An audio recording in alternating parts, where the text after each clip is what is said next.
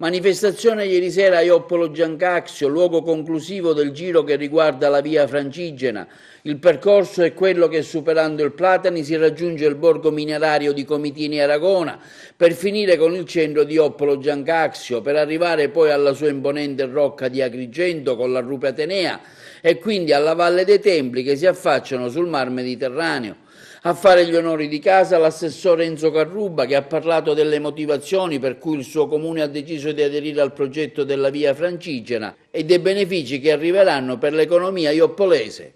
Siamo orgogliosi di far parte di questo percorso che sta vedendo un grande interesse da parte di numerosi visitatori che già in questi giorni hanno fruito il nostro territorio, le nostre case, perché sono stati molto incuriositi dalle nostre cose, dalla chiesa, dalla cripta, dalle tradizioni, dalla coltivazione del melone. Sono persone che camminano a piedi e che vivono questa esperienza col territorio, con la natura, fanno un momento di riflessione personale. Cosa si porteranno dietro non lo sappiamo, noi ci mettiamo tutto l'impegno ad accoglierli, a lasciargli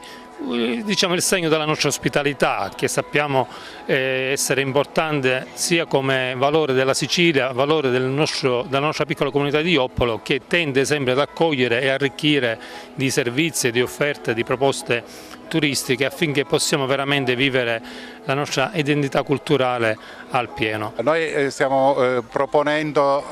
questo progetto, lo comunichiamo, lo facciamo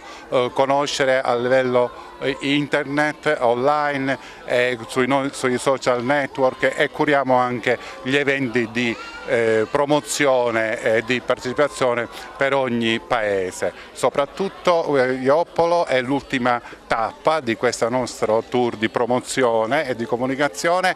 dove i camminatori si fermeranno e si sono fermati, ma transiteranno, perché sono stati moltissimi quelli che hanno già prenotato e sono già in cammino, arriveranno alla cattedrale di Agrigento nei prossimi giorni, qualcuno ha già terminato e sta tornando a casa. Molti da tutta Italia e già anche qualche extra, diciamo anche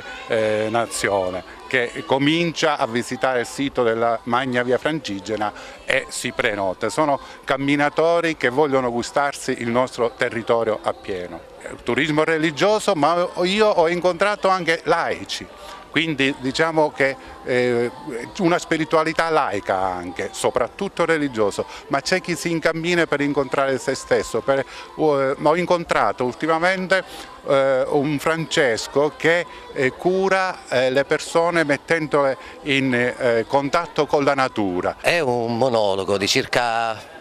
quarto d'ora, 20 minuti, che parla della storia della Magna Via Francigena, dalle origini, che parte come via Aurelia, fino ai giorni nostri, una strada attraversata dai carettieri, dai pupari, e arriveremo poi ad una poesia di Robert Frost che parla proprio del valore del cammino e di cosa significa una filosofia del cammino, e parleremo anche di